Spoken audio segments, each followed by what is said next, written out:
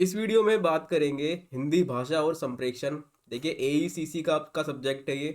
ठीक है, ability enhancement compulsory course, और जो हिंदी कम्युनिकेशन के नाम से भी इसको आप लोग जानते होंगे। ठीक है, इसे बोलते हैं हिंदी भाषा और संप्रेषण। इसको कवर कर रहे हैं हम। और आज पढ़ेंगे यूनिट 2 का चैप्टर 2। इससे पहले मैं आपको बता दूं, यूनिट 2 का चैप्टर 1 हम कवर कर चुके हैं और यूनिट 1 को भी हम कवर कर चुके हैं। लिंक दे दूंगा आपको डिस्क्रिप्शन में, वहां से आप उसको देख लेंगे। चैप्टर 2 हमारा है संप्रेक्षण की संभावनाएं एवं भ्रामक संप्रेक्षण और प्रभावी संप्रेक्षण में अंतर। देखिए, संभावनाएं क्या होती है? पॉसिबिलिटीज। भ्रामक क्या होती है? जब संप्रेक्षण कंप्लीट नहीं हो पाता, भ्रम की स्थिति पैदा हो जाती है। असमंजस्य यानी संप्रेक्षण चला तो है दो लोगों के बीच लेकिन वो कंप्लीट नहीं हो पाया, उसे कहते हैं भ्रामक संप्रेक्षण। तो इन सभी को डिटेल से कवर करेंगे इस वीडियो के अंदर। इससे पहले आप इंस्टा पे मुझे फॉलो कर सकते हो, और आपकी कोई क्वेरी या क्वेश्चन है तो आप मुझसे पूछ सकते हो। यहाँ पे यूज़र नेम आपके सामने है। टेलीग्राम पर जाके ग्रुप ज्वाइन कर लीजिए, @एकलव्य स्नातक 1 के नाम से ग्रुप है। और मैं आपको बता दूं, ऑलरेडी 600 के आसपास बच्चे इस ग्रुप को ज्वाइन कर चुके हैं। आप भी इसको ज्वाइन कर लीजिए। यहाँ पर आपको वीडियो में जो पढ़ाया जाता है उसकी PDF मिल जाएगी, और वेबसाइट का लिंक मिल जाएगा आपको, वहाँ पर भी जाके आप डिटेल से पढ़ सकते हैं। तो चलिए स्टार्ट करते हैं आज अपना टॉपिक। संप्रेक्षण की संभावनाएं। संप्रेक्षण की संभावनाएं क्या होती है? देखिए, किसी घटना या काम, कोई घटना या काम के फलस्वरूप वह स्थिति जिसमें उसके पूर्ण होने की उम्मीद हो। जब भी हम कोई काम करते हैं या कोई इंसिडेंट होता है, ठीक है, तो हम ये उम्मीद करते हैं कि वो काम हमारा पूरा होगा। और इसके साथ साथ हमारी और भी उम्मीदें होती है, जैसे कि काम से हमारे उद्देश्य क्या है, उस काम को करने के हमारे उद्देश्य क्या है, और उस काम को करने के बाद क्या क्या प्रभाव समाज पर पड़ेगा, व्यक्तियों पर पड़ेगा। तो ये सभी चीज़ें क्या होती है? पॉसिबिलिटीज होती हैं, संभावनाएं होती हैं। ठीक है, और इसके साथ साथ मैंने अभी आपको बताया संप्रेक्षण की प्रक्रिया के बाद उसके क्या क्या परिणाम हो सकते हैं या मिल सकते हैं। ठीक है, इन सभी चीज़ों का अनुमान लगाना। अनुमान लगाना यानी कि आइडिया लगाना, ठीक है, या हाइपोथेसिस बनाना। तो ये सभी चीज़ें क्या होती है? संप्रेक्षण की संभावनाएं कहलाती हैं। बट बेसिकली हम यहाँ पे क्या बात करेंगे कि संप्रेक्षण कंप्लीट होने के बाद, ठीक है, जब भी हम कोई संप्रेक्षण करते हैं, कोई जानकारी देते हैं, कोई सूचना देते हैं, तो उसके बाद लोगों पर क्या उसका प्रभाव पड़ता है, हम उसकी बात करेंगे। तो संप्रेक्षण कंप्लीट होने के बाद देखिए क्या क्या होता है। सबसे पहले आपको बता दूं, सबसे पहली जो संभावना होती है, सबसे पहली पॉसिबिलिटी क्या होती है कि जो भी हमने संप्रेक्षण किया है, जो भी जानकारी या सूचना हमने दी है, उसका उद्देश्य प्राप्त हो सकेगा। यानी कोई भी हम काम करते हैं तो सबसे पहले उसके एम्स एंड ऑब्जेक्टिव हम सिलेक्ट कर लेते हैं कि इस काम को करने के बाद ये उद्देश्य प्राप्त हो जाएंगे, ये हमारा लक्ष्य है, ये प्राप्त हो जाएगा। तो हम ये देखेंगे कि उद्देश्य प्राप्त हो सकेंगे, सबसे पहली पॉसिबिलिटी उसकी ये होगी। उसके बाद देखिए, किसी भी सूचना, जानकारी या संदेश, यानी कभी भी हम कोई सूचना या जानकारी संदेश देते हैं तो सबसे पहले उसका स्वयं संग्रह करते हैं, यानी तथ्यों को एकत्रित करते हैं अपने आप के पास, एवं उसका विश्लेषण करते हैं। विश्लेषण होता है उसको एनालाइज करना। ठीक है, उसका एनालाइज करते हैं कि वो ठीक है, तथ्य सब कुछ ओके रिपोर्ट है। उसके बाद क्या करते हैं? कॉन्फिडेंस के साथ, ठीक है, आत्मविश्वास के साथ, प्रभावपूर्ण तरीके से श्रोता यानी जो रिसीवर है, जिसको हम अपनी जिसको सूचना या जानकारी हम दे रहे हैं, उसके सामने प्रभावपूर्ण तरीके के साथ, आत्मविश्वास के साथ उन बातों को, उन जानकारियों को रखते हैं, ताकि क्या हो, उससे प्रभावी संप्रेक्षण होने की संभावनाएं बढ़ जाए। ठीक है, इफेक्टिव संप्रेक्षण होने की संभावनाएं क्या होगी? उससे बढ़ जाएगी। संप्रेक्षण समाज में लोगों को क्रियाशील होने के लिए प्रेरणा प्रदान करता है। देखिए, जब दो लोग आपस में या दो गुट आपस में एक दूसरे से बातचीत करते हैं तो विभिन्न तरह की नई चीज़ों को वो सीखते हैं। इससे क्या होता है? वो समाज में क्रियाशील रहते हैं, एक दूसरे से जुड़े रहते हैं, और संप्रेक्षण उनको क्रियाशील होने की प्रेरणा देता है। संप्रेक्षण के द्वारा व्यक्ति की अभिव्यक्ति एवं व्यवहार परिवर्तन में सहयोग मिलता है। संप्रेक्षण एक ऐसा माध्यम है जिसके द्वारा व्यक्ति अपने आप को अभिव्यक्त कर पाता है। जो उसके अंदर विचार चल रहे हैं, जो बातें वो दूसरे के सामने रखना चाहता है, उसकी अभिव्यक्ति मिलती है उसे। ठीक है, जब एक व्यक्ति दूसरे व्यक्ति से मिलता है तो उससे नई चीजें सीखता है, उसके व्यवहार में परिवर्तन होता है, ठीक है, चेंज इन बिहेवियर। तो संप्रेक्षण के माध्यम से ये होता है संभव। संप्रेक्षण की प्रक्रिया के द्वारा लोगों की सोचने, समझने और सीखने के नजरिए में भी परिवर्तन होता है, ठीक है। जब दो लोग या दो गुट या कई व्यक्ति एक दूसरे से मिलते हैं तो वो कुछ नई चीजें सीखते हैं एक दूसरे से, तो क्या होता है, उनका सोचने समझने का सीखने का तरीका बदलता है, उनके नजरियों में बदलाव आता है। तो जब भी हम इंटरेक्ट होते हैं अलग अलग लोगों से तो कुछ नया सीखते हैं, ठीक है। तो ये सभी संप्रेक्षण की प्रक्रिया के माध्यम से हो पाता है। संप्रेक्षण जनमत को प्रभावित करने के लिए भी महत्वपूर्ण है।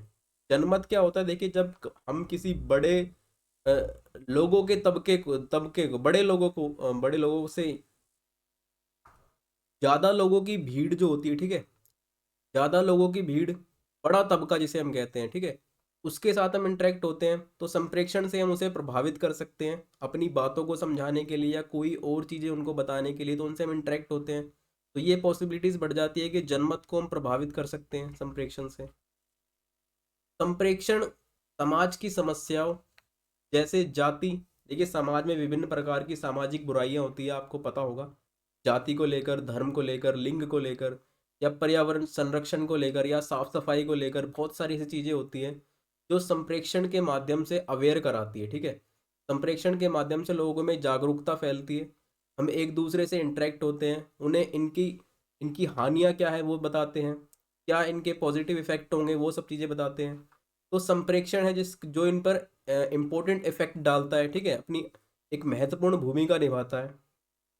संप्रेक्षण सामाजिक व्यवस्था को नियंत्रित, विकसित एवं स्थापित करने में सहायक है।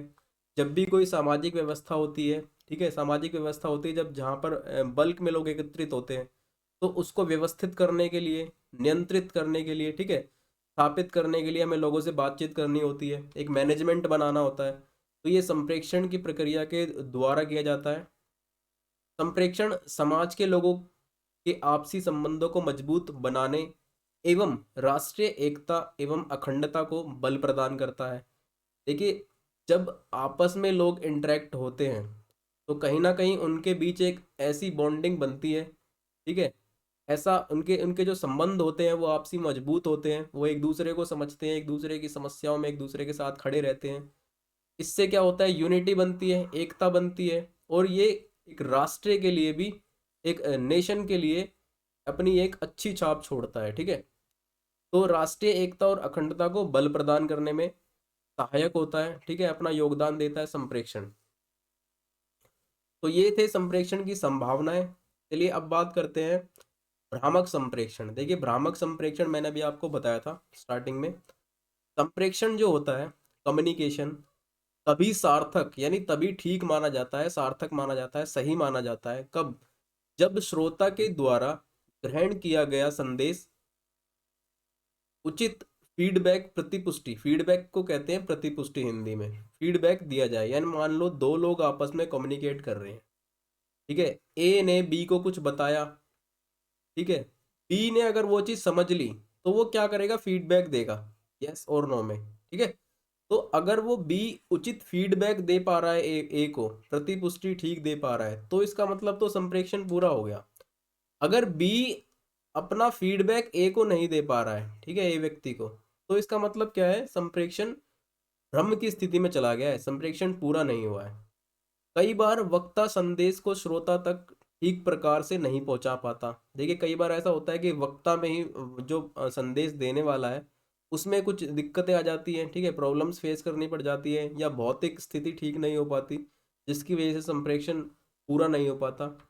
और कई बार क्या होता है, श्रोता संदेश को ठीक प्रकार से ग्रहण नहीं कर पाता, यानी जो सुनने वाला है, रिसीवर, वो ठीक प्रकार से उस संदेश को, मैसेज को वो ले नहीं पाता, ठीक है। तो ऐसी स्थिति में क्या होता है, भ्रम की स्थिति पैदा हो जाती है, ठीक है, कंफ्यूजन पैदा हो जाता है, भ्रम कहते हैं कंफ्यूजन को। ऐसी स्थिति में कंफ्यूजन पैदा हो जाता है, या असमंजस्य की स्थिति बन जाती है, तो उसे क्या कहते हैं हम, भ्रामक संप्रेक्षण, भ्रामक संप्रेक्षण कहते हैं उसे। भ्रामक संप्रेक्षण किन कारणों से होता है उनको डिस्कस करते हैं।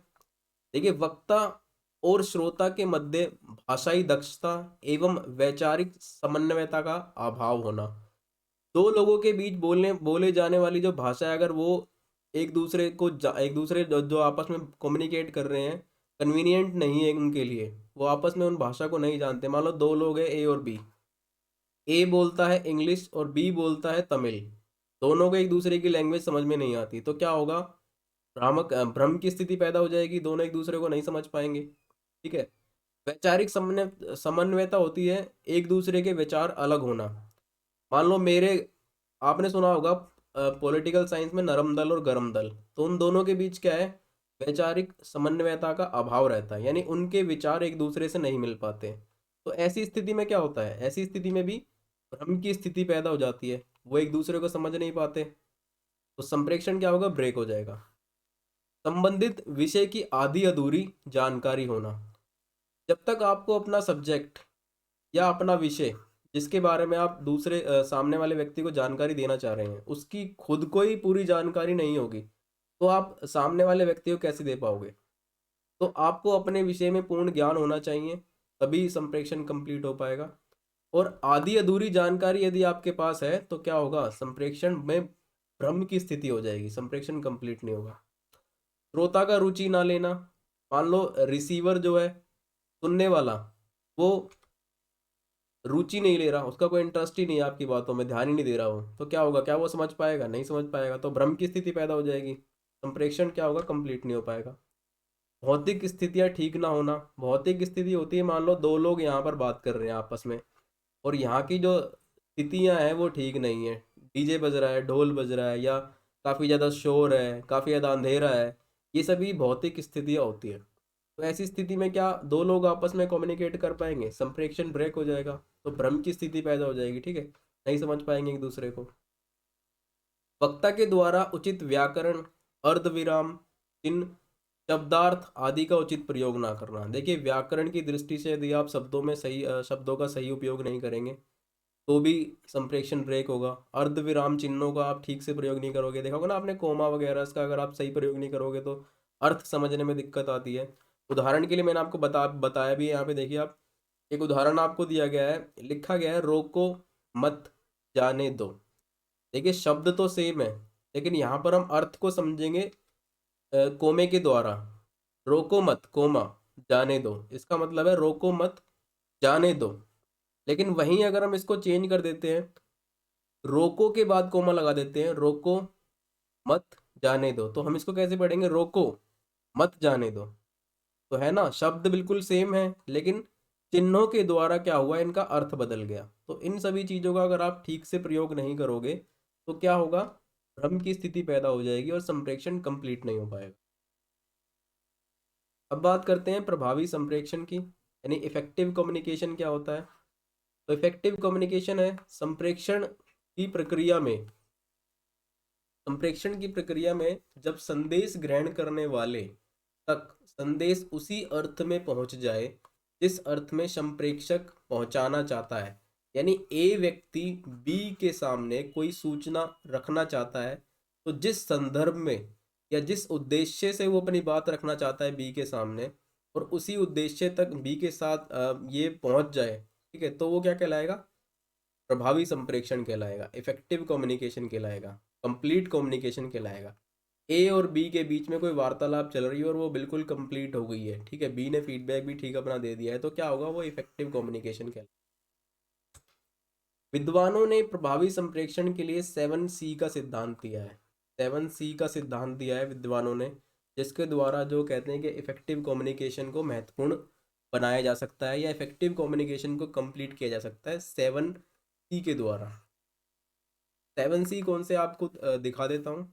देखिए, पहला होता है 7C में विश्वसनीयता, जिसको क्रेडिबिलिटी कहते हैं। आपको बता दूं कि इंग्लिश में मैंने आपको पढ़ाया हुआ है बैरियर्स ऑफ कम्युनिकेशन में, वहाँ पर भी मैंने आपको 7C बताए हुए हैं। ठीक है, तो इंग्लिश में अगर आपको देखना है तो उस वीडियो पे जाके देख सकते हो आप। तो पहला होता है विश्वसनीयता, यानी क्रेडिबिलिटी। देखिए, दो लोग जब आपस में बात करते हैं तो उनके बीच एक विश्वास होना बहुत ज़रूरी है। विश्वास ही होता है जब एक दूसरे पर आप उसके तथ्यों पर, उनकी बातों पर, उनकी दी गई जानकारियों पर आप भरोसा कर सकते हो। तो विश्वसनीयता होनी चाहिए।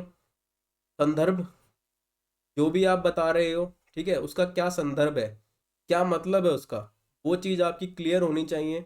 तो आपका क्या होगा, प्रभावी संप्रेषण बनेगा। कॉन्टेक्स्ट कहते हैं इसको, संदर्भ को हिंदी इंग्लिश में। तो संदर्भ ठीक होना चाहिए, विषय वस्तु आपकी ठीक होनी चाहिए, ठीक है। कंटेंट जो आप तैयार कर रहे हो, जो भी रिलेटेड टू सब्जेक्ट आपने कंटेंट तैयार किया है, तो कंटेंट आपका ठीक होना चाहिए, विषय वस्तु आपकी ठीक होनी चाहिए, और उस कंटेंट में स्पष्टता होनी चाहिए, क्लियरिटी होनी चाहिए। ये नहीं कि जो जानकारी आप देना चाह रहे हो वो घुमा फिरा के देना चाह रहे हो। जो भी आप किसी कोई भी जानकारी या विचार रख रहे हो अपना, वो clean and neat and clean होना चाहिए, क्लियरिटी होनी चाहिए, स्पष्टता होनी चाहिए उसके अंदर, निरंतरता होनी चाहिए। कंसिस्टेंसी कहते हैं, निरंतरता होनी चाहिए। मान लो आज आपसे मैंने एक वीडियो में पढ़ा दिया और 20 दिन तक मैंने आपको फिर कुछ नहीं पढ़ाया, तो कंसिस्टेंसी टूट जाएगी, आपका और मेरा संप्रेषण टूट जाएगा, ठीक है। तो निरंतरता होना बहुत ज़रूरी है, एक समय का अंतराल होना बहुत ज़रूरी है, माध्यम ठीक होना बहुत ज़रूरी है। मेरे और आपके बीच अगर हिंदी माध्यम है, मैं हिंदी बोल रहा हूँ और आप हिंदी समझ पा रहे हो, तो हम दोनों के बीच क्या है, हिंदी का माध्यम कन्वीनियंट है, हम एक दूसरे को उससे समझ सकते हैं। तो माध्यम महत्वपूर्ण रोल निभाता है प्रभावी संप्रेषण को बनाने में। प्राप्तकर्ता की क्षमता, कैपेबिलिटी, जो भी बातें बताई जाती है वो रिसीवर की क्षमता के हिसाब से ही बताई जानी चाहिए, ठीक है। ये हमेशा ध्यान में रखना चाहिए कि जो बात मैं आपको बता रहा हूँ, या ए व्यक्ति बी व्यक्ति तक कोई बात बता रहा है, तो उसको ध्यान रखना चाहिए कि उस बी व्यक्ति की क्षमता क्या है, उसका एज क्या है, ठीक है, वो किन शब्दों को समझ पाएगा।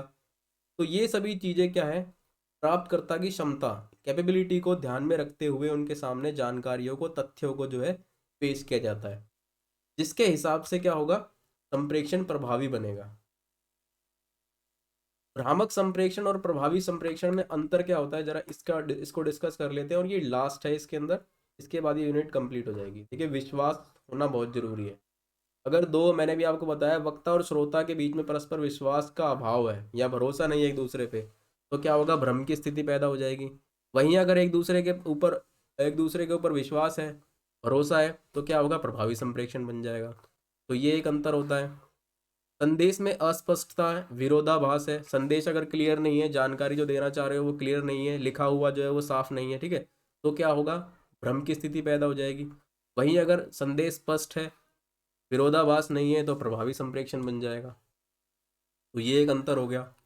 वक्ता और श्रोता के बीच आयु, भाषा, ज्ञान, कार्यक्षेत्र, दूरी, ठीक है, इन सभी चीज़ों का ध्यान रखना बहुत जरूरी होता है। ए और बी के बीच क्या आयु का संबंध है, ठीक है, मीडियम का हम क्या यूज़ कर रहे हैं, कार्य क्षेत्र क्या है दोनों का, और दो लोग जब आपस में एक दूसरे से बात कर रहे हैं तो उनके बीच डिस्टेंस कितना है। ये नहीं कि दोनों के बीच बहुत ज़्यादा डिस्टेंस है और वहाँ से बात कर रहे हैं, तो क्या होगा, भ्रम की स्थिति पैदा हो जाएगी, संप्रेषण कंप्लीट नहीं हो पाएगा। वक्ता और श्रोता के बीच रुचि होना, देखिए दो लोगों के बीच रुचि होना बहुत जरूरी है। जब तक दो लोग एक दूसरे की बातों में इंटरेस्ट नहीं लेंगे तो संप्रेषण कंप्लीट नहीं हो पाएगा। तो इंटरेस्ट, रुचि होना बहुत जरूरी है। अगर रुचि नहीं हो पाएगी तो संदेश नहीं पहुंच पाएगा।